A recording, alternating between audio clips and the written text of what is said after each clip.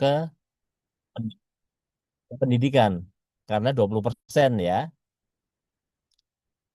Jelas ya di situ ya 20% ya. Nah, kembali ke tahun 2024 di mana anggaran totalnya 660 ya, 8 triliun. Saya ingin tanya di luar presenter nih sekarang. Menurut kalian dari 660 yang sudah disetujui oleh DPR ya dan sebagainya menjadi undang-undang APBN pada tahun itu, berapa persen yang benar-benar terserap? Artinya terserap itu terbelanjakan sepanjang tahun 2024 yang lalu. Ada yang tahu berapa persen yang terserap dari anggaran yang ada?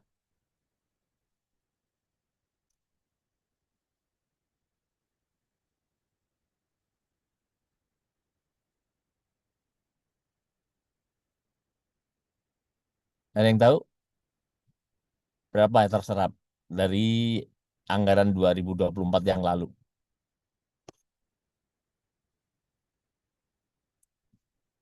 Coba tebak. Coba tebak. Siapa yang berani nebak?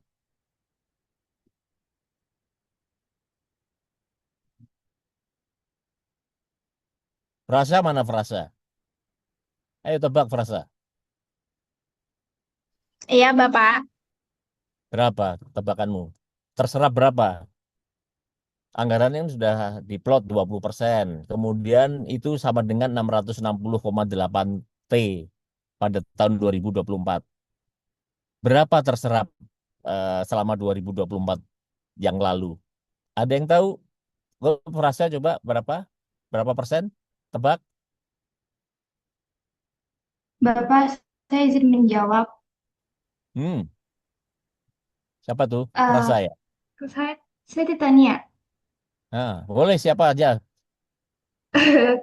kalau yang saya lihat dari website itu sekitar 69,6% dari total anggaran pendidikan.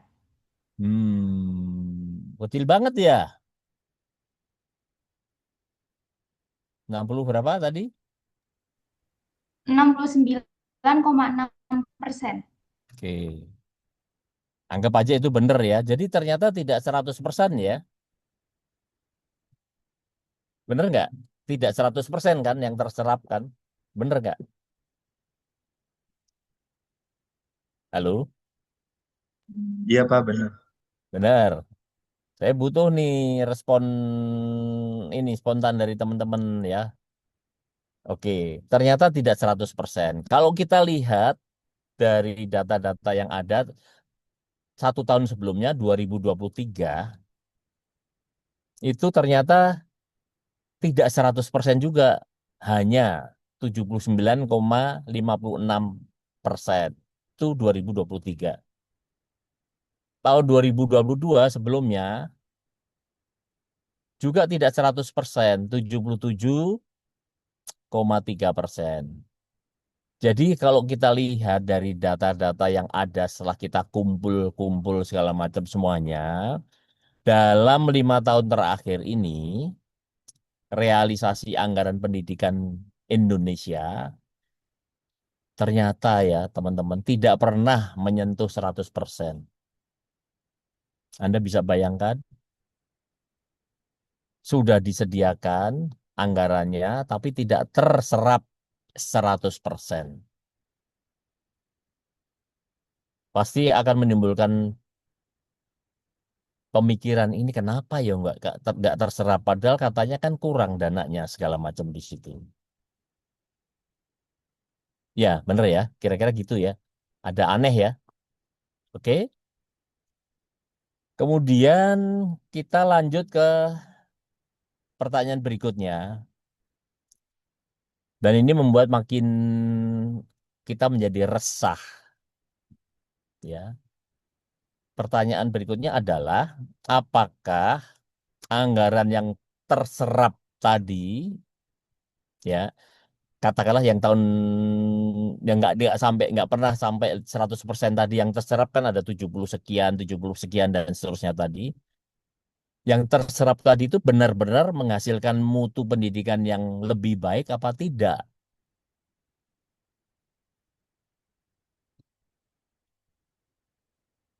Jadi yang sudah terserap aja tidak 100%. Gitu ya teman-teman ya. Sudah disediakan 100%, tapi terserapnya tidak 100%.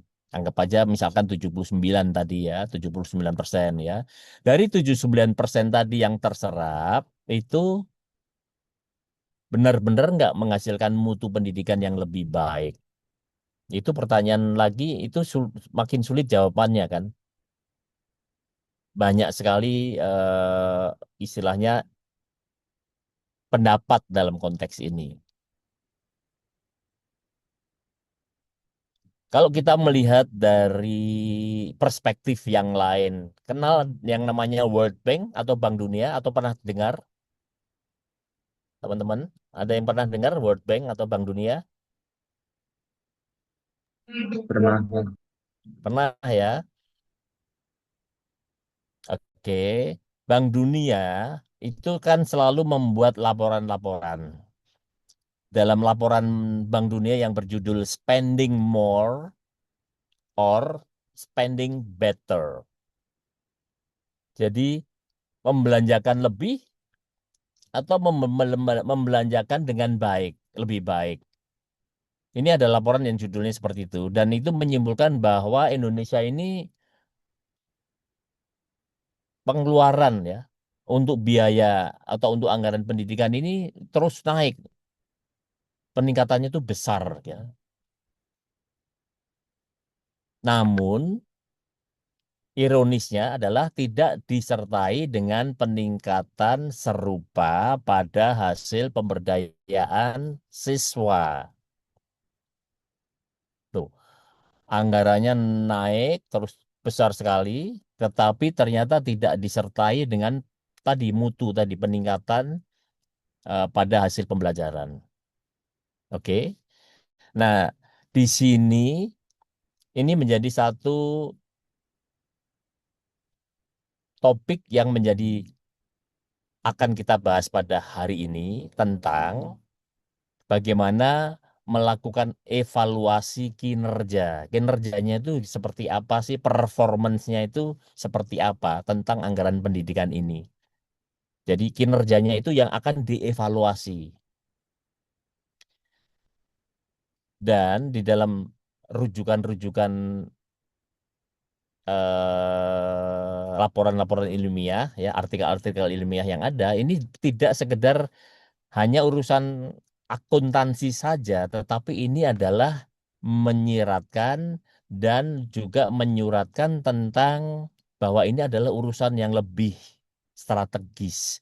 Ini urusan moral publik.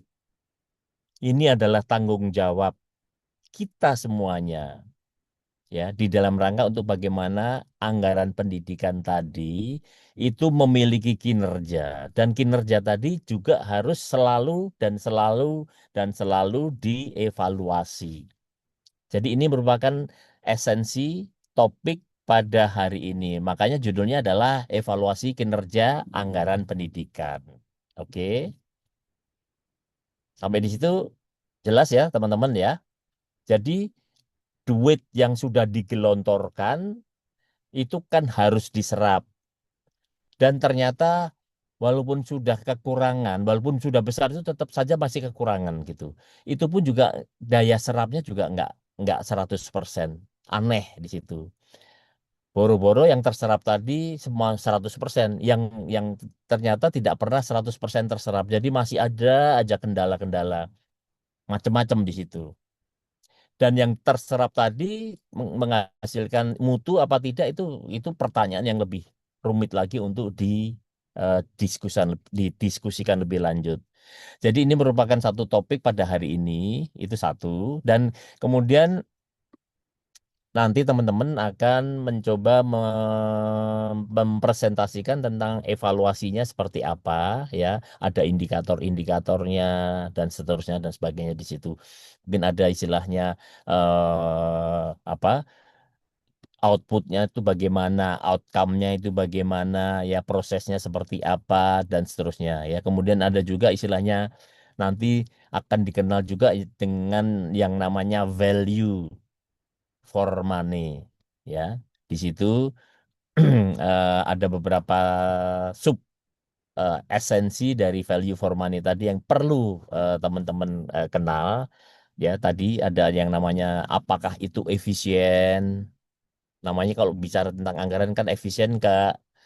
Setelah itu apakah itu efektif?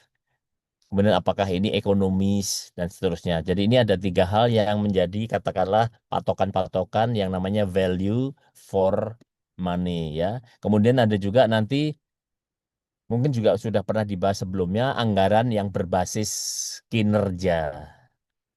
Jadi bukan sekedar berbasis tahun lalu, sisa tahun lalunya berapa ya. Jadi cuma dilihat dari sisi penyerapan. Itu pun juga nggak 100%. Apalagi kita bahas kinerjanya bagaimana. Nah, ini merupakan beberapa hal yang menjadi topik pada hari ini. Silahkan teman-teman kelompok kelompok berapa nih? Kelompok 4 ya. Kelompok 4 ya untuk mempresentasikan dan saya harap teman-teman yang lain termasuk reviewer tadi nanti itu juga menyimak dan mendiskusikan ya. Kira-kira seperti itu. Setuju?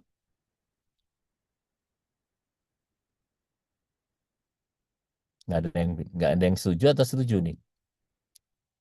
Setuju, Pak. Ya, Setuju Pak. ya.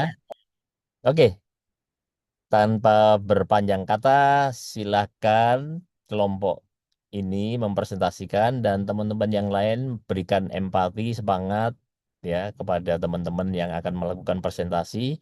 Kita sharing, diskusi. Sayangnya kita nggak offline ini, jadi saya nggak bisa lebih manuver lagi. Tapi paling tidak tadi gambaran substansi tentang apa yang akan kita diskusikan dan saya berharap teman-teman walaupun online itu tetap partisipatif ya dalam hal ini ya. Oke ya. Oke, silakan kelompok 4 ini memberikan presentasinya dan teman-teman yang lain menyimak. Silakan.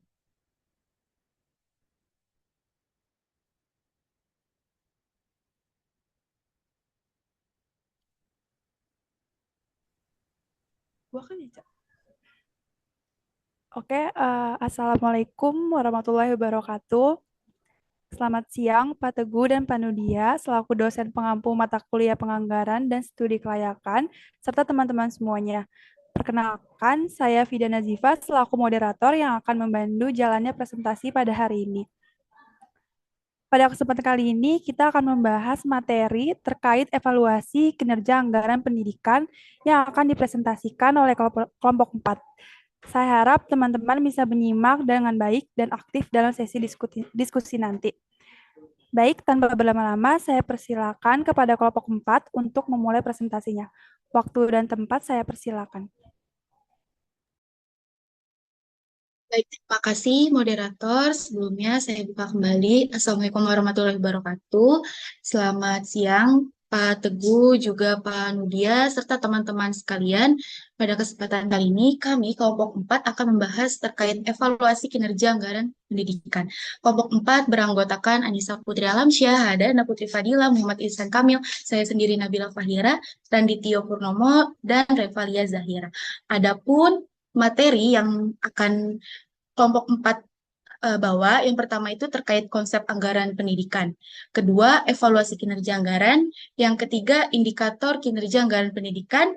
Yang keempat, efektivitas anggaran pendidikan. Yang kelima, alat ukur kinerja anggaran pendidikan. Dan terakhir, dilengkapi dengan studi kasus. Untuk materi pertama akan disampaikan oleh rekan saya, Anissa. Kepada Anissa dipersilahkan.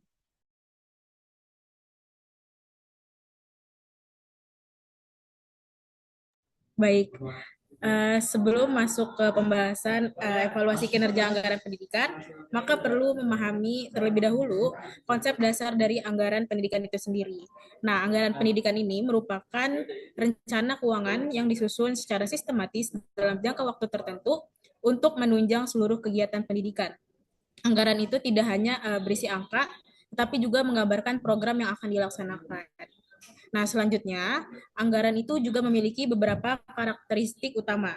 Yang pertama, anggaran itu terdiri dari dua sisi, yaitu sisi penerimaan dan juga sisi pengeluaran. Nah, sisi penerimaan ini berkaitan dengan sumber dana yang diperoleh, lalu sedangkan sisi pengeluaran itu menggambarkan alokasi dana untuk berbagai kebutuhan pendidikan. Lalu, karakteristik yang kedua itu, anggaran disusun dalam periode tertentu, sehingga memiliki batas waktu pelaksanaannya. Lalu, karakteristik yang ketiga, yaitu anggaran memuat rencana kegiatan yang akan dilaksanakan oleh lembaga pendidikan. Lalu, sumber anggaran pendidikan itu berasal dari berbagai pihak yang menunjukkan bahwa pembiayaan pendidikan itu bersifat kolektif. Sumber tersebut meliputi pemerintah, baik pusat maupun daerah, lalu juga dari masyarakat atau lembaga, orang tua peserta didik, serta bantuan atau sumber lain yang sah. Nah, dalam penyusunannya ini, anggaran pendidikan harus dilakukan secara sistematis melalui beberapa tahap, yaitu mulai dari identifikasi kegiatan, lalu juga penentuan sumber dana, lalu ada penyusunan dalam bentuk finansial, lalu ada pengajuan anggaran, revisi jika diperlukan, hingga tahap pengesahan.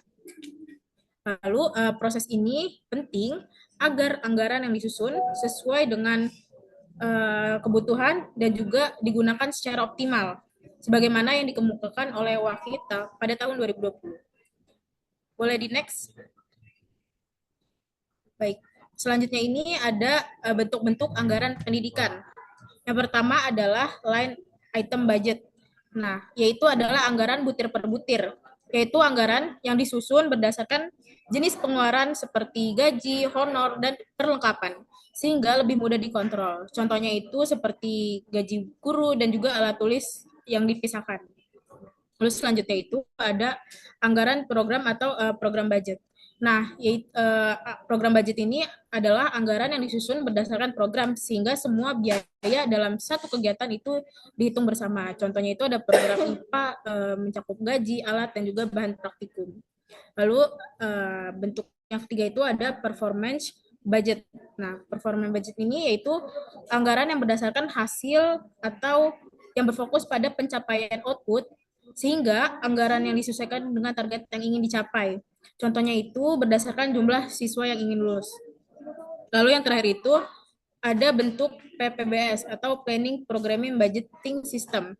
Nah, ini yaitu bentuk menggabungkan perencanaan, program, dan juga anggaran secara sistematis untuk memilih program yang paling tepat. Gitu. Contohnya itu bisa pelatihan guru yang paling berdampak. Baik, boleh di next. Selanjutnya akan dilanjutkan oleh rekan saya. Baik, selanjutnya saya akan menjelaskan mengenai evaluasi kinerja anggaran.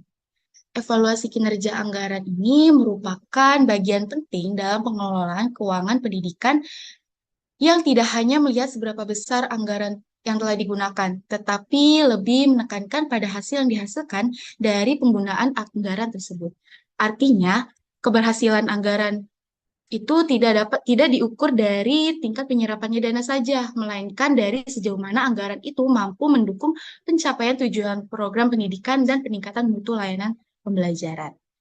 Evaluasi kinerja anggaran ini dilakukan dengan mengukur ketercapaian tujuan program yang telah direncanakan sebelumnya. Oleh karena itu, pengelolaan anggaran harus dilihat sebagai suatu proses yang saling berkaitan antara tahap perencanaan, pelaksanaan, hingga hasil yang diperoleh. Salah satu cara melakukan evaluasi adalah melakukan perbandingan antara rencana anggaran dan realisasi penggunaan dana. Perbandingan tersebut memberikan gambaran mengenai keberhasilan pelaksanaan program sekaligus menunjukkan efektivitas pengelolaan anggaran. Namun, evaluasi kinerja anggaran tidak berhenti pada kesesuaian angka administrasinya saja, tapi melainkan penilaian juga dapat dilakukan melalui indikator kinerja, yaitu melalui output dan outcome-nya. Output ini berkaitan dengan hasil langsung kegiatan, misalnya seperti terlaksananya pembelajaran atau tersedianya sarana pendidikan. Sedangkan outcome ini menunjukkan dampak yang lebih luas, misalnya peningkatan kualitas pembelajaran dan meningkatnya partisipasi peserta didik. Boleh di next. Selanjutnya, dalam sektor publik, evaluasi kinerja anggaran ini umumnya menggunakan pendekatan value for money yang menekankan bahwa setiap penggunaan anggaran itu harus menghasilkan nilai yang terbaik. Pendekatan ini meliputi aspek ekonomi, efisien, dan efektivitas. Pertama, aspek ekonomi. Aspek ekonomi ini yaitu penggunaan biaya secara hemat tanpa mengurangi kualitas layanan pendidikan. Artinya, aspek ekonomi ini menunjukkan bagaimana sekolah itu menggunakan anggaran secara hemat dengan tetap menjaga kualitas si sarana pendidikan tersebut. Misalnya, sekolah itu membeli buku pembelajaran melalui e-katalog gitu dari pemerintah, sehingga harganya lebih murah, tapi kualitasnya itu tetap sesuai dengan standarnya. Terus juga bisa ada pengadaan proyektor gitu, dilakukan melalui tender yang bisa mendapatkan harga terbaik. Jadi intinya itu hemat dalam pengeluaran anggaran. Yang kedua, aspek efisiensi, yaitu pemanfaatan sumber daya secara optimal untuk menghasilkan output yang maksimal tanpa adanya pemborosan. Misalnya itu bisa contohnya dengan pelatihan guru gitu yang dilakukan secara daring sehingga biaya transportasi dan konsumsi itu dapat dikurangi, tapi pesertanya itu tetap banyak. Juga bisa, contohnya ada satu ruang laboratorium sekolah gitu digunakan untuk beberapa kelas secara terjadwal gitu, sehingga fasilitasnya bisa dimanfaatkan secara maksimal. Yang ketiga ada aspek efektivitas, yaitu aspek ini berkaitan dengan sejauh mana penggunaan anggaran maupun mencapai tujuan pendidikan yang telah ditetapkan. Melalui ketiga aspek ini, aspek ekonomi, aspek efisiensi, juga aspek efektivitas, evaluasi kinerja anggaran itu dapat menunjukkan apakah pengelolaan anggaran itu sudah berjalan secara optimal atau masih memerlukan perbaikan. Selain sebagai alat penilaian, evaluasi kinerja anggaran ini juga berfungsi sebagai dasar pengambilan keputusan dan perbaikan kebijakan agar pengelolaan anggaran itu menjadi lebih baik, akuntabel, dan berorientasi pada hasilnya. Hasil evaluasi ini membantu mengidentifikasi kekuatan dan kelemahan dalam pengelolaan anggaran sehingga pengelolaannya di periode berikutnya itu dapat menjadi lebih baik lebih baik seperti akuntabel dan berorientasi pada hasil. Oke, demikian evaluasi kinerja anggaran pendidikan ini merupakan proses penting untuk memastikan bahwa anggaran yang digunakan itu benar-benar memberikan manfaat nyata bagi peningkatan mutu pendidikan. Boleh di next oleh rekan saya. Selanjutnya, efektivitas anggaran. Efektivitas anggaran pendidikan merupakan ukuran sejauh mana penggunaan anggaran mampu mencapai tujuan yang telah direncanakan. Dalam penyelenggaraan pendidikan, efektivitas tidak hanya berkaitan dengan terserapnya anggaran, tapi lebih pada kesesuaian antara perencanaan, pelaksanaan, dan hasil yang diperoleh dari penggunaan anggaran tersebut. Kemudian efektivitas dapat dimaknai sebagai tingkat keberhasilan suatu kegiatan dalam mencapai tujuan yang telah ditetapkan sebelumnya. Dengan demikian, suatu anggaran dikatakan efektif apabila realisasi penggunaannya itu mampu memenuhi target yang direncanakan, baik dari aspek waktu, biaya, maupun kualitas hasil. Dan kemudian dalam konteks pendidikan, efektivitas anggaran itu berkaitan erat dengan bagaimana dana yang tersedia mampu mendukung peningkatan mutu pendidikan, seperti kualitas pembelajaran, sarana prasarana, serta peningkatan kompetensi sumber daya manusia. Oleh karena itu, efektivitas anggaran tidak hanya dilihat dari aspek keuangan, tapi juga dari dampak yang dihasilkan terhadap proses dan hasil pendidikan. Nah, kemudian pengukuran efektivitas anggaran pendidikan dapat dilihat gitu melalui beberapa indikator utama yang tertera di PPT. Di sini dari aspek keuangan maupun non keuangan. Nah, yang pertama itu perbandingan antara realisasi dan target anggaran. Jadi, efektivitas dapat diukur dengan membandingkan realisasi anggaran dengan target yang telah ditetapkan.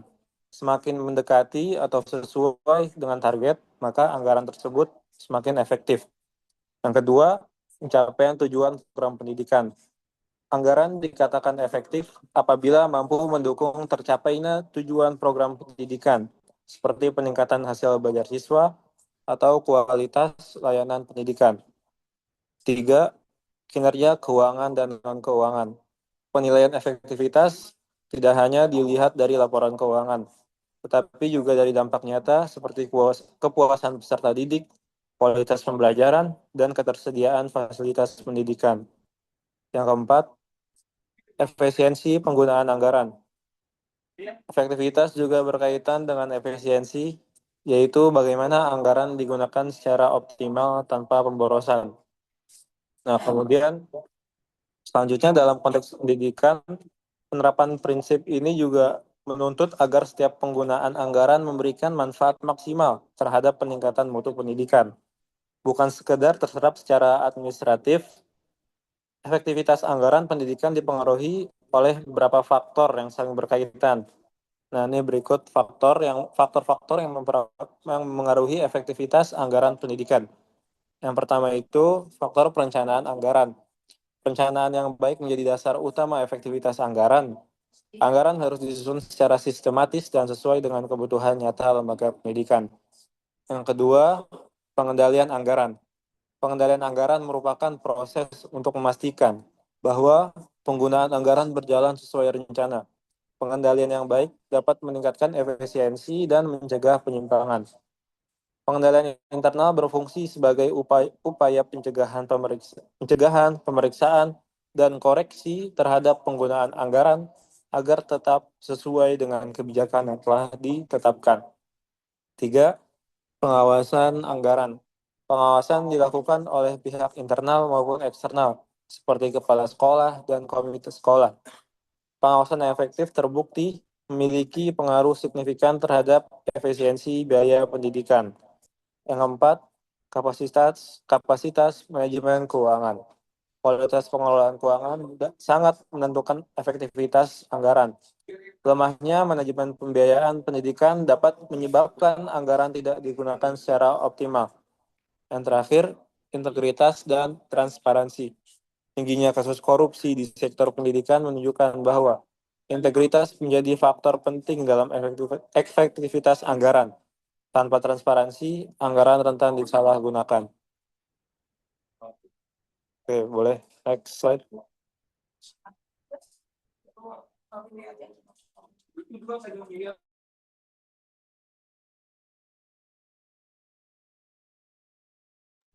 Baik, selanjutnya adalah alat ukur kinerja anggaran pendidikan. Nah, seperti yang sama-sama kita ketahui bahwa kinerja anggaran pendidikan itu mengacu pada sejauh mana anggaran digunakan secara efektif dan efisien untuk mencapai tujuan dalam pendidikan. Nah, anggaran itu tidak hanya dianggap sebagai sarana perencanaan, melainkan juga sebagai alat evaluasi kerja organisasi. Anggaran pendidikan merupakan pernyataan mengenai estimasi kinerja yang hendak dicapai dalam suatu periode tertentu yang dinyatakan dalam ukuran finansial. Nah, untuk alat ukur kinerja anggaran pendidikan sendiri itu yang paling umum digunakan adalah indikator kinerja utama atau IKU. Indikator kinerja utama merupakan alat ukur yang digunakan untuk menilai keberhasilan lembaga pendidikan dalam mencapai tujuan strategisnya. IKU berfungsi sebagai standar pengukuran yang terukur dan terarah sehingga memudahkan evaluasi terhadap capaian kinerja. Nah, selain IKU, efisiensi biaya juga dapat menjadi indikator yang penting dalam mengukur kinerja anggaran. Menurut Nurdianti tahun 2021, efisiensi dapat menunjukkan kemampuan lembaga dalam memanfaatkan sumber daya secara optimal untuk menghasilkan output maksimal. Pengawasan dan pengendalian anggaran memiliki peran penting dalam efisiensi biaya pendidikan. Pengawasan oleh komite sekolah dan pengendalian oleh kepala sekolah mampu meningkatkan efisiensi penggunaan hingga kategori tertinggi. Nah, faktor lain yang dapat mempengaruhi kinerja anggaran adalah partisipasi anggaran. Partisipasi anggaran itu dapat meningkatkan transparansi dalam pengelolaan keuangan dalam sektor publik. Dengan melibatkan berbagai pihak, informasi mengenai alokasi dana dan penggunaannya dapat lebih terbuka dan dapat lebih dipertanggungjawabkan. Selain itu, partisipasi anggaran dapat meningkatkan transparansi pengelolaan keuangan kualitas pengambilan keputusan, serta efektivitas dan kinerja organisasi. Berbagai alat ukur anggaran pendidikan tadi itu eh, adalah satu kesatuan yang tidak dapat dipisahkan. Yang pertama itu IKU dapat menetapkan arah pencapaian, sedangkan efisiensi dan efektivitas itu mencerminkan mutu pemanfaatan anggaran. Partisipasi juga memastikan adanya transparansi serta keterlibatan para pemangku kepentingan. Nah, kombinasi ketiga alat ukur tersebut itu dapat menghasilkan sistem pengukuran kinerja anggaran yang lebih baik sehingga dapat memberikan gambaran menyeluruh mengenai keberhasilan dalam pengelolaan anggaran pendidikan. Boleh di next. Selanjutnya ada indikator kinerja anggaran pendidikan yang disampaikan oleh rekan saya, Reva. Kepadanya dipersilahkan. Oke, baik. Terima kasih, Randi. Oke, baik. Kita lanjut ke indikator kinerja anggaran pendidikan. Indikator kinerja anggaran pendidikan ini berfungsi sebagai alat penilaian keberhasilan pelaksanaan anggaran di bidang pendidikan yang mencakup aspek efektivitas dan efisiensi. Nah, pemerintah memakai salah satu indikator, yaitu indikator kinerja pelaksanaan anggaran atau IKPA dalam sektor pendidikan. Nah, IKPA ini memastikan pengelolaan dana APBN yang optimal, transparan, dan akuntabel, serta menilai kesesuaian perencanaan, realisasi, dan kualitas pelaksanaan anggaran. Lalu faktor utama yang mempengaruhi optimalisasi indikator kinerja anggaran pendidikan ini, yang pertama itu ada pemahaman regulasi, yaitu kemampuan untuk melakukan monitoring, evaluasi, serta memastikan kepatuhan pada aturan pengelolaan keuangan negara. Lalu yang kedua ada efisiensi administrasi, yang meliputi perencanaan, pengorganisasian, dan penguatan budaya kerja dalam pengelolaan anggaran. Lalu yang ketiga, ada akurasi laporan keuangan, yaitu kemampuan menyusun dan menganalisis laporan keuangan secara tepat dan akurat sebagai dasar pengambilan keputusan. Nah, indikator kinerja anggaran turut dipengaruhi oleh faktor pendukung lain seperti kemampuan berkomunikasi, lalu ada proses pengambilan keputusan, serta ada pengelolaan data oleh pejabat perbendaharaan. Nah, IKPA ini merupakan alat penting untuk menilai kualitas pengelolaan anggaran. IKPA tidak sekedar hanya menilai aspek administratif saja, namun juga mencerminkan kualitas kinerja lembaga pendidikan dalam mengelola sumber daya keuangan secara efektif, efisien, dan akuntabel. Lalu, IKPA bukan sekedar instrumen teknis, melainkan juga komponen penting dalam penerapan tata kelola yang baik pada pengelolaan dana pendidikan. Nah, dengan IKPA ini diharapkan terciptanya transparansi serta akuntabilitas dalam pemakaian anggaran negara. Nah, sehingga tiap program pendidikan yang dibiayai APBN ini dapat dipertanggungjawabkan dengan jelas. Lalu IKPA sangat berhubungan dengan proses pemantauan dan evaluasi yang terus-menerus. Nah, ini berarti indikator tersebut tidak hanya dipakai pada akhir siklus anggaran, melainkan juga selama pelaksanaan. Dengan pemantauan rutin, unit kerja dapat mengidentifikasi secara dini masalah atau penyimpangan dalam pelaksanaan anggaran, sehingga perbaikan dapat segera terus dilakukan. Lalu, keberhasilan indikator tidak hanya bergantung pada pejabat perbendaharaan, melainkan memerlukan koordinasi dengan berbagai pihak dalam organisasi tersebut. Nah, termasuk pelaksanaan kegiatan sampai pembuatan kebijakan. Hal ini menegaskan bahwa IKPA merupakan hasil kerja kolektif, bukan hanya upaya individu. Nah, dengan demikian dapat disimpulkan bahwa IKPA ini tidak hanya menekankan indikator sebagai alat ukur saja, melainkan juga sebagai instrumen manajerial yang berperan dalam meningkatkan tata kelola, efektivitas pengawasan, lalu ada kualitas keputusan, serta sinergi dalam pengelolaan anggaran pendidikan secara menyeluruh. Boleh di next? Selanjutnya akan dijelaskan oleh Hadena.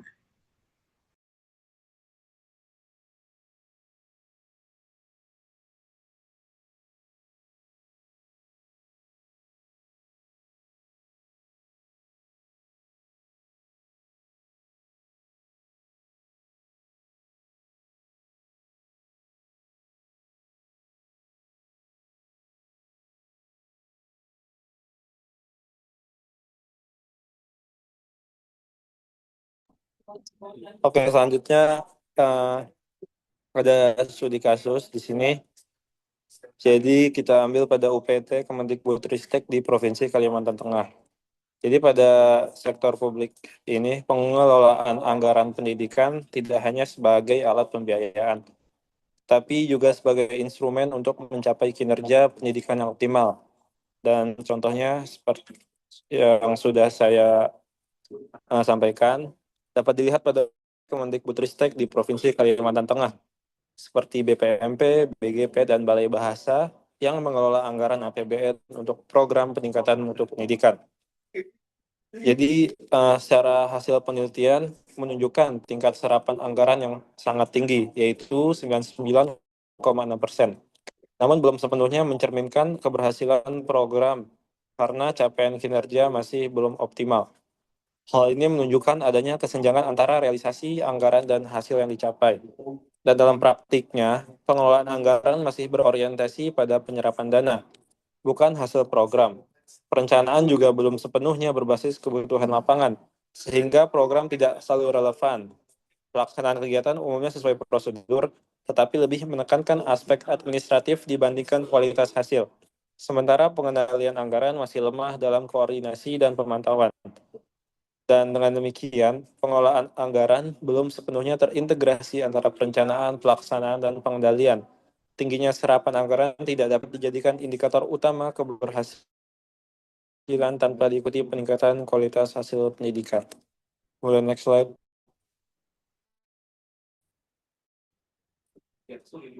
Selanjutnya masuk ke keterkaitan studi kasus dengan teori. Yang pertama ini ada konsep anggaran pendidikan. Jadi dalam tinjauan pustaka ini dijelaskan bahwa anggaran pendidikan berfungsi sebagai alat perencanaan, pengendalian, dan evaluasi yang disusun secara sistematis untuk mendukung pencapaian tujuan pendidikan. Dalam studi kasus pada UPT Kemendikbudristek di Provinsi Kalimantan Tengah, fungsi tersebut secara formal telah dijalankan melalui penyusunan anggaran berbasis kinerja. Namun secara substantif masih terdapat kelemahan khususnya pada tahap perencanaan. Hal ini terlihat dari adanya perubahan program setelah anggaran ditetapkan yang menunjukkan bahwa perencanaan belum sepenuhnya didasarkan pada kebutuhan real di lapangan. Kondisi tersebut mengindikasikan bahwa anggaran lebih berfungsi sebagai dokumen administratif daripada sebagai instrumen strategis dalam pengelolaan pendidikan. Jadi dengan demikian tuh meskipun secara konseptual telah sesuai, implementasinya menunjukkan adanya kesenjangan antara fungsi ideal, anggaran, dan praktik di lapangan. Yang kedua ini ada evaluasi kinerja anggaran pendidikan. Jadi secara teoritis, evaluasi kinerja anggaran pendidikan menekankan pada keterkaitan antara penggunaan anggaran dengan pencapaian output dan outcome program. Bukan hanya pada tingkat realisasi anggaran, namun dalam studi kasus UPT, evaluasi kinerja masih cenderung berorientasi pada penyerapan anggaran. Tingginya tingkat serapan anggaran yang mencapai 99,6% tidak diikuti oleh optimalnya capaian program sehingga menunjukkan adanya bias dalam penilaian kerja. Jadi di kondisi ini mencerminkan bahwa evaluasi yang dilakukan masih bersifat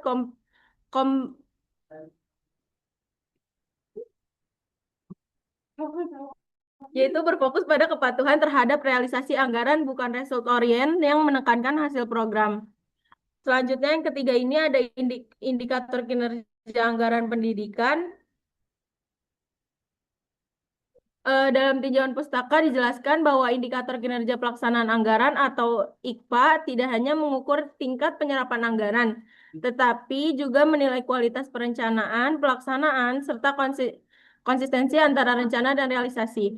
Namun pada studi kasus UPT ini, capaian kinerja yang tinggi secara administratif belum mencerminkan kualitas pelaksanaan program yang optimal.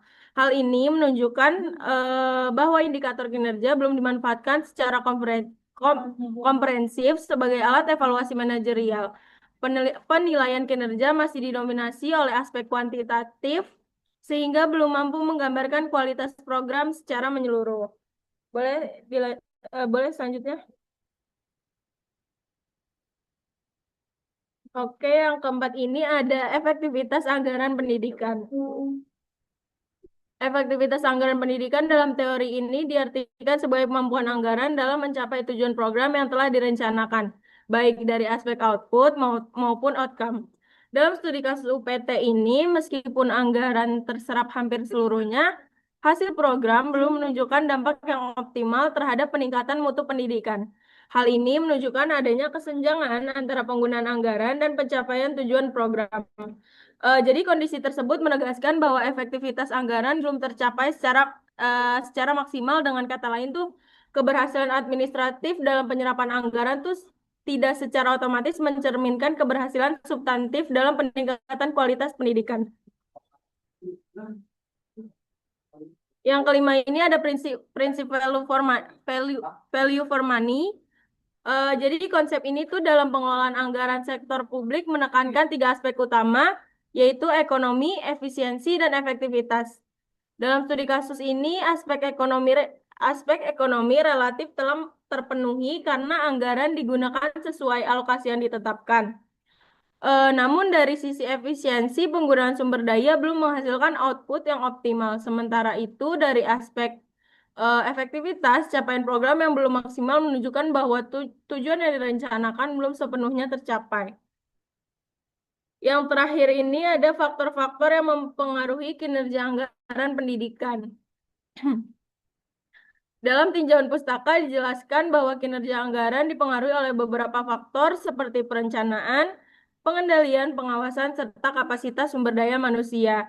Pada studi kasus UPT terlihat bahwa perencanaannya yang belum optimal, pengendalian yang belum maksimal, serta lemahnya integrasi antar tahap pengelolaan anggaran menjadi faktor utama yang mempengaruhi kinerja anggaran. Selain itu, koordinasi antar unit kerja juga belum berjalan secara efektif sehingga berdampak pada ketidaksinambungan antara perencanaan dan pelaksanaan program. Jadi secara keseluruhan, studi kasus pada UPT Kemendikbudristek di Provinsi Kalimantan Tengah menunjukkan bahwa pengelolaan anggaran pendidikan telah mengadopsi konsep penganggaran berbasis kinerja secara formal, namun belum sepenuhnya diimplementasikan secara substantif. Ketidaksesuaian antara teori dan praktik terutama terlihat pada aspek evaluasi kinerja, efektivitas anggaran, serta penerapan prinsip value for money. Hal ini menegaskan bahwa tantangan utama dalam pengelolaan anggaran pendidikan bukan terletak pada sistem atau konsep yang digunakan, melainkan pada orientasi dan kualitas implementasinya. Tanpa adanya pergeseran dari orientasi administratif menuju orientasi hasil, maka kinerja anggaran berpotensi hanya menghasilkan kinerja yang semu yang tidak berdampak signifikan terhadap mutu pendidikan. Boleh selanjutnya?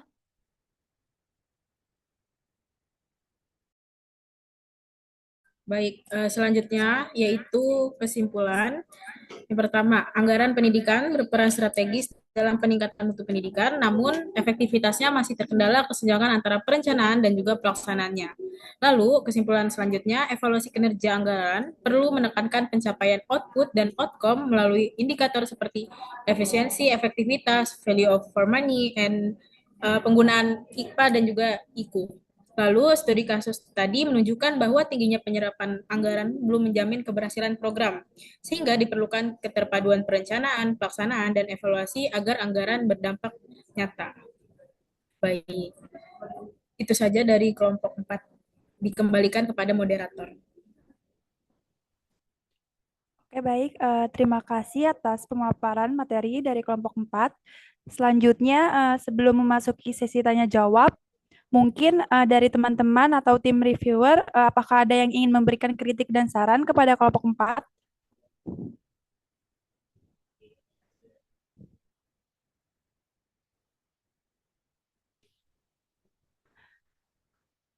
Oke, jika tidak ada, mungkin langsung saja masuk ke sesi tanya-jawab. Bagi teman-teman yang ingin bertanya, dipersilakan raise hand atau chat di kolom Zoom.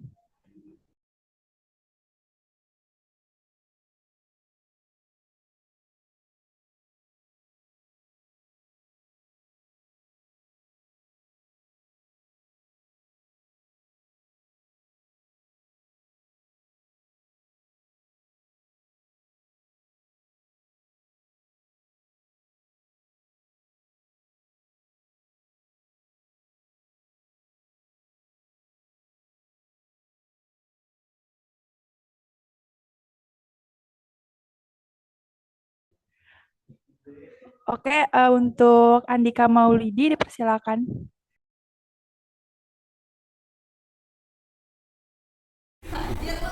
Oke, terima kasih. Sebelumnya izin ya teman-teman, saya izin bertanya. Nama saya Andika Mulyadi. Pertanyaannya itu, jika anggaran besar tidak menjamin kualitas pendidikan, lalu apa masalah utamanya? Apakah pada sistem atau sumber daya atau budaya birokrasi? Seperti itu teman-teman. Terima kasih. Oke, terima kasih Andika Maulidi. Apakah kelompok 4 sudah jelas dengan pertanyaan Andika Maulidi? Sudah jelas, moderator. Oke, baik. Selanjutnya kita masuk ke pertanyaan kedua dari kolom chat, yaitu dari Diah Ayu Lestari. Selamat siang, kelompok saya Diah Ayu Lestari. Sebelumnya izin off mic karena sedang tidak kondusif. Saya izin bertanya, tadi dijelaskan di studi kasus bahwa serapan anggaran mencapai 99,6%, tetapi tidak diikuti dengan peningkatan mutu pendidikan yang signifikan. Bagaimana kelompok menjelaskan fenomena tinggi serapan rendah dampak ini? Apakah ini menunjukkan kegagalan sistem penganggaran berbasis kinerja atau kegagalan implementasi di lapangan?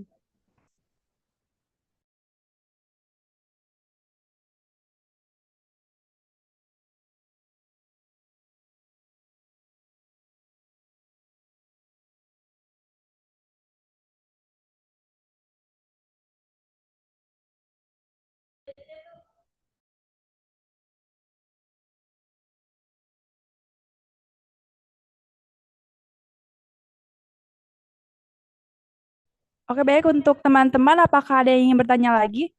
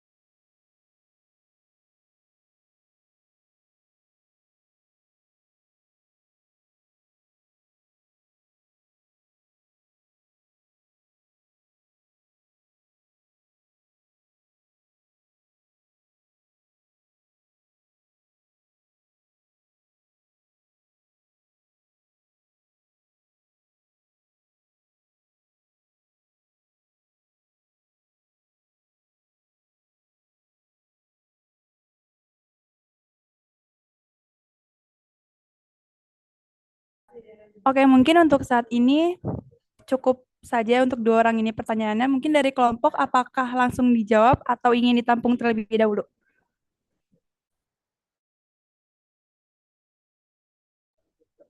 Minta waktunya ya, moderator.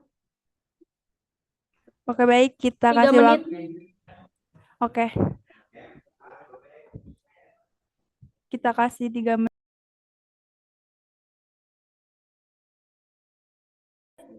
Oh, ternyata ada satu pertanyaan lagi di kolom chat dari Sherin, yaitu pertanyaannya, kelompok menyebutkan bahwa tingginya serapan anggaran belum tentu menunjukkan keberhasilan program. Menurut kalian, apakah indikator alternatif yang lebih tepat untuk menilai keberhasilan anggaran selain tingkat serapan? Dan bagaimana cara mengimplementasikannya secara realistis di lapangan?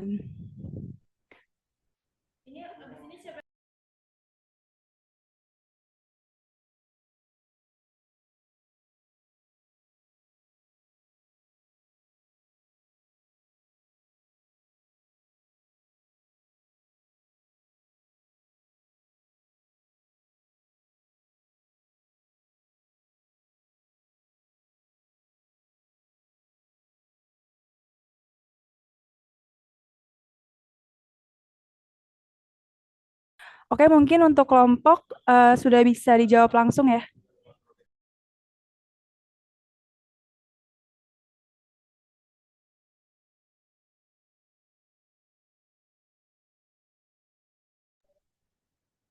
tadi. Nabila. Nabila nge-lag ya?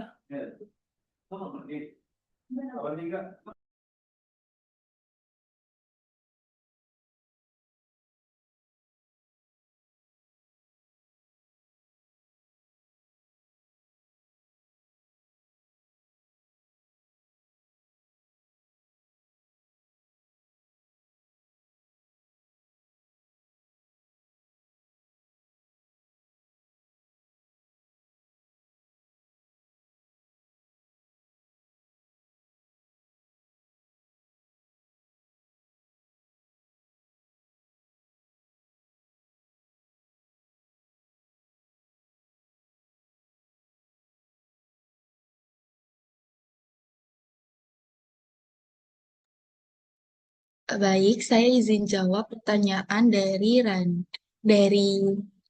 Maulidi. Tadi tuh pertanyaannya, jika anggaran besar tidak menjamin kualitas pendidikan, masalah utamanya ada pada sistem SDM atau budaya birokrasi. Jadi setelah kelompok diskusi, menurut kelompok itu, kalau anggaran pendidikan sudah besar tapi kualitas pendidikannya belum meningkat, kita perlu lihat dulu nih dari sistemnya. Sistem penganggaran saat ini tuh seringkali masih menilai keberhasilan dari seberapa besar anggaran yang terserap, bukan dari hasil pendidikan yang dicapai. Jadi yang penting dana habis dan laporan itu selesai, meskipun dampaknya ke pembelajaran belum tentu terlihat. Dari sistem tersebut kemudian berpengaruh ke SDM-nya, karena indikator keberhasilannya itu administratif, pengelola anggaran maupun guru akhirnya lebih fokus menjalankan prosedur dan menyelesaikan laporan daripada merancang program yang benar-benar meningkatkan kualitas belajar siswa. Jadi bukan karena SDM tidak mampu, tapi karena cara kerjanya mengikuti sistem yang ada. Selanjutnya, hal itu tuh dapat membentuk si budaya birokrasi ini. Lama-kelamaan muncul kebiasaan kerja yang lebih menekankan kepatuhan aturan dan kelengkapan dokumen dibandingkan inovasi pendidikan. Orangnya menjadi lebih takut salah administrasi daripada mencoba program baru yang sebenarnya bisa meningkatkan mutu pembelajaran. Jadi ketiganya itu memang saling berkaitan.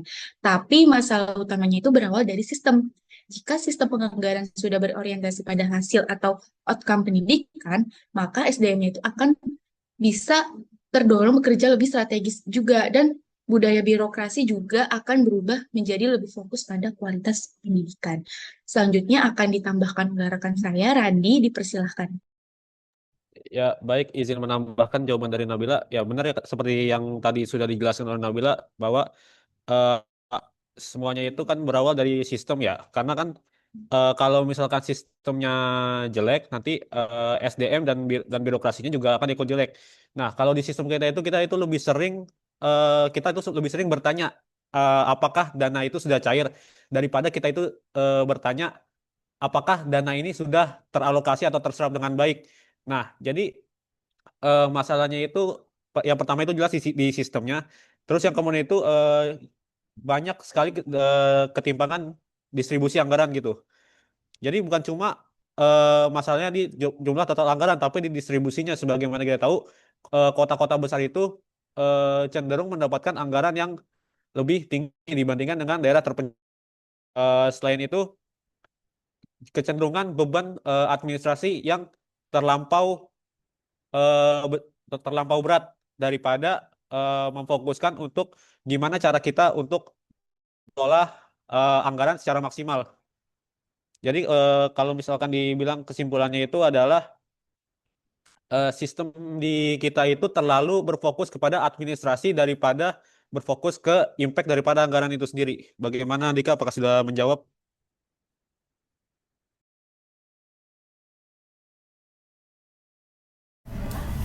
Terima kasih atas jawabannya, sangat menjawab kelompok.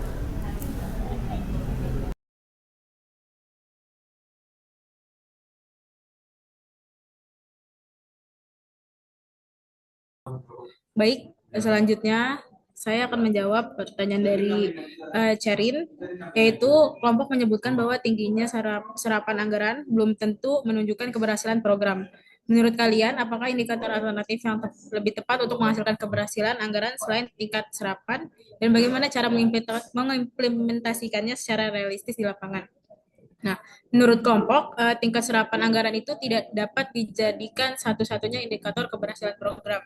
Hal ini dikarenakan dalam penganggaran berbasis kinerja yang dinilai bukan hanya sebagian besar anggaran terserap, tetapi lebih kepada hasil atau juga output dan dampak atau outcome yang dicapai.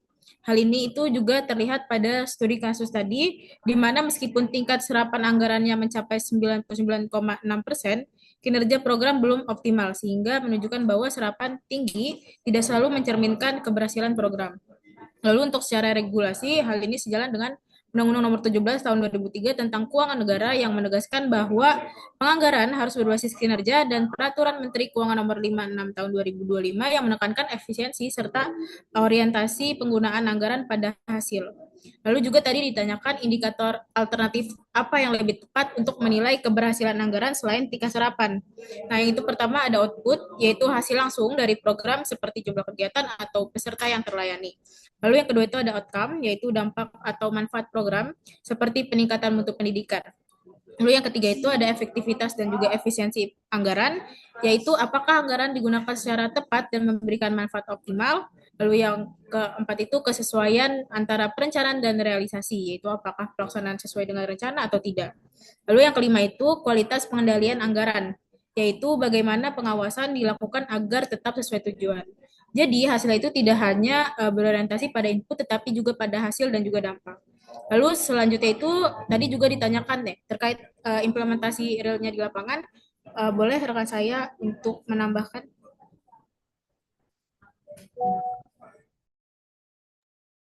Oke, baik Nisa, terima kasih izin menambahkan Sherlyn. Nah, jadi untuk implementasi di lapangannya secara realistis, menurut kelompok itu yang pertama memperkuat perencanaan berbasis kebutuhan nyata, yaitu program dan anggaran harus disusun berdasarkan analisis kebutuhan di lapangan, bukan sekedar hanya formalitas. Nah, karena dalam studi kasus masalah utama muncul dari perencanaan yang belum selesai kondisi real sehingga berdampak pada hasil programnya.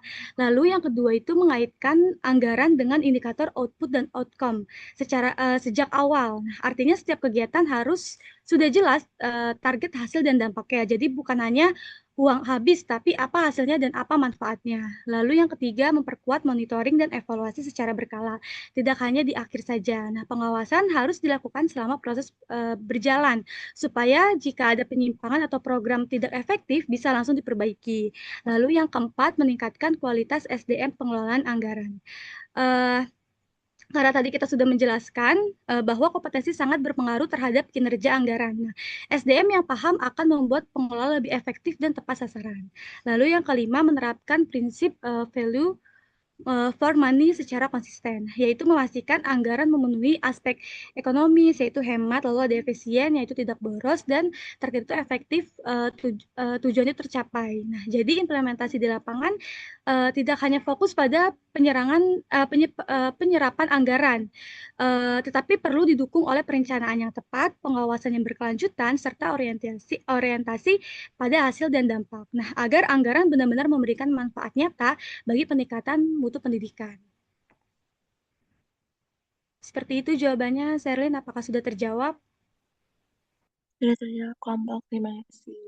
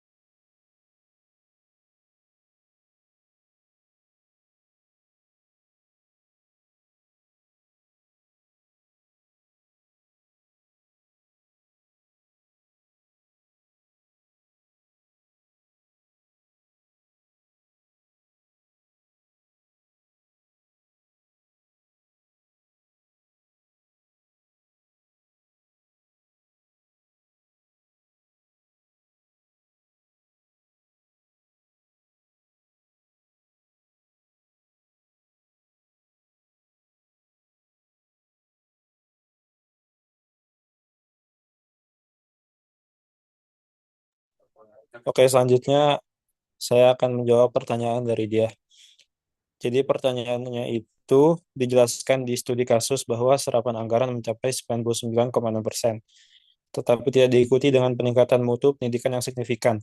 Bagaimana kelompok menjelaskan fenomena tinggi serapan rendah dampak ini? Apakah ini menunjukkan kegagalan sistem penganggaran berbasis kinerja atau kegagalan implementasi di lapangan? Oke, jadi fenomena fenomena tinggi serapan anggaran tetapi rendah dampak ini pada dasarnya itu lebih tepatnya itu dipahami sebagai kegagalan implementasi, bukan kegagalan konsep sistem penganggaran berbasis kinerjanya itu sendiri. Jadi secara konseptual, sistem performance-based budgeting sudah dirancang dengan baik karena menekankan keterkaitan antara anggaran, program, dan hasil, output maupun outcome. Artinya, jika sistem ini dijalankan secara optimal, maka anggaran yang terserap tinggi harusnya berbanding lurus dengan peningkatan mutu pendidikan. Tapi dalam studi kasus ini yang terjadi adalah ketidaksesuaian antara konsep dan praktik di lapangan. Nah, jadi ada hal yang perlu dijelaskan, beberapa penjelasan utama terkait fenomena ini. Jadi yang pertama itu orientasi pengelolaan masih administratif. Dalam praktiknya keberhasilan masih sering diukur dari seberapa besar anggaran terserap, bukan dari dampak program. Akibatnya terjadi kecenderungan menghabiskan anggaran di akhir periode tanpa memastikan kualitas hasilnya. Yang kedua, perencanaan belum berbasis kebutuhan real. Walaupun menggunakan pendekatan berbasis kinerja, perencanaan program belum sepenuhnya didasarkan pada analisis kebutuhan lapangan yang mendalam. Ini menyebabkan program yang dilaksanakan kurang tepat sasaran. Yang ketiga, lemahnya integrasi antara perencanaan, pelaksanaan, dan pengendalian. Ketiga tahapan ini seharusnya saling terhubung, tetapi dalam praktiknya masih berjalan parsial. Hal ini terlihat dari adanya perubahan program di tengah pelaksanaan. Yang keempat, pengendalian dan evaluasi belum berorientasi outcome. Evaluasi lebih fokus pada kesesuaian realisasi anggaran, belum secara kuat menilai dampak program terhadap mutu pendidikan. Jadi itu jawabannya. Apakah ada tambahan mungkin dari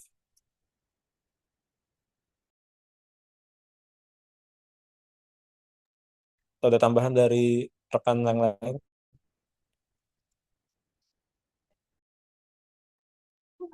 Oke, izin menambahkan. Jadi fenomena tinggi serapan atau rendah dampak ini dapat dijelaskan sebagai kondisi ketika anggaran hampir seluruhnya tuh terserap, tetapi hasil atau dampak program pendidikan belum menunjukkan peningkatan yang signifikan. Hal ini terjadi karena dalam praktiknya pengelolaan anggaran sering lebih berfokus pada pencapaian target penyerapan dana daripada kualitas hasil program yang dijalankan. Selain itu, perencanaan program belum sepenuhnya didasarkan pada kebutuhan nyata di lapangan, sehingga kegiatan yang dilaksanakan tidak selalu memberikan pengaruh besar terhadap peningkatan mutu pendidikan. Oleh karena itu, kondisi ini tuh lebih menunjukkan adanya kelemahan dalam implementasi di lapangan seperti perencanaan yang kurang tepat, pengawasan yang belum optimal, serta evaluasi yang masih berorientasi pada aspek administratif, bukan pada hasil atau dampak program.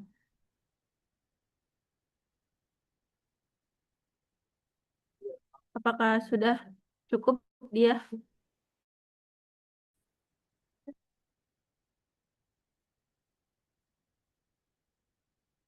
Terima kasih dia atas pertanyaannya. Eh, Mungkin selanjutnya bisa diserahkan ke moderator. Oke, baik. Terima kasih kepada teman-teman kelompok 4. Sebelum saya tutup, mungkin dari Panudia, apakah ada yang ingin ditambahkan terkait materi kelompok 4?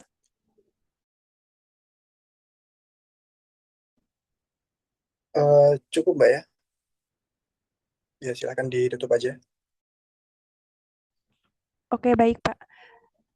Karena teman-teman sudah aktif berdiskusi ya, maka sesi diskusi ini kita cukupkan sampai di sini. Terima kasih atas partisipasi teman-teman. Kurang lebihnya mohon maaf. Wassalamualaikum warahmatullahi wabarakatuh. Oke, baik teman-teman, sebelum akhiri mungkin bisa on cam dulu untuk dokumentasi.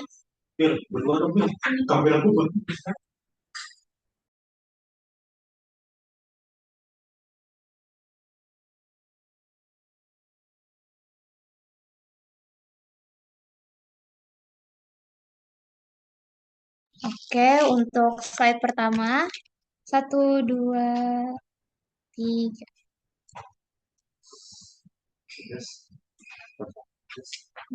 Oke, untuk slide kedua, 1, 2, 3.